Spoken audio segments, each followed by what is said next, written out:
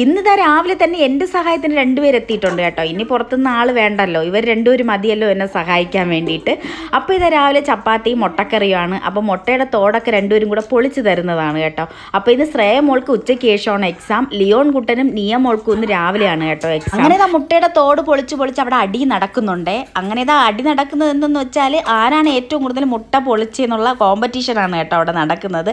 അങ്ങനെ അടി വെച്ച് എല്ലാ മുട്ടയുടെ തോടും എനിക്ക് പൊളിച്ച് തന്നിട്ടുണ്ട്. അങ്ങനെ ഇതാ ഞാൻ വേഗം തന്നെ ചപ്പാത്തി ഒന്ന് ചുട്ടെടുക്കുന്നുണ്ട് കേട്ടോ. അപ്പോൾ പാക്കറ്റ് ചപ്പാത്തിയാണ് വാങ്ങിച്ചത്. എന്നിട്ട് അതൊന്ന് വേഗം ഒന്ന് ചുട്ടെടുക്കുന്നുണ്ട്.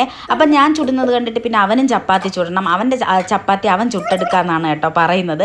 അപ്പോൾ നല്ല ചൂടായിരുന്നു. ഞാൻ ചൂടെന്ന് പറഞ്ഞിട്ട് അവൻ അതൊന്നും മൈൻഡ് ചെയ്യുന്നില്ല കേട്ടോ. അങ്ങനെ ഇത് അവനുള്ള ചപ്പാത്തി അവൻ ചുട്ടെടുത്തിട്ടുണ്ട്. അങ്ങനെ ഇത് വേഗം തന്നെ ഇതാ ലിയോൺ കുട്ടൻ നിയമോൾക്കുള്ള ബ്രേക്ക്ഫാസ്റ്റൊക്കെ ഞാൻ എടുത്തു കൊടുത്തു കേട്ടോ. സമയം ഒരുപാടായിട്ടുണ്ടായിരുന്നേ. 9:30-ക്കാണ് എക്സാം. ഇവിടെ 9:10 ഫുഡ് കഴിക്കുന്നതേ ഉള്ളൂ കേട്ടോ. അങ്ങനെ ഇതാ ബാക്കിയുള്ള ചപ്പാത്തിയൊക്കെ ശ്രേയ മോളേനെ ചുട്ടെടുക്കുന്നുണ്ട്. അപ്പോൾ ആദ്യമായിട്ടാണ് കേട്ടോ ഇവളിങ്ങനെ ചപ്പാത്തിയൊക്കെ ചുട്ട് തരുന്നത്.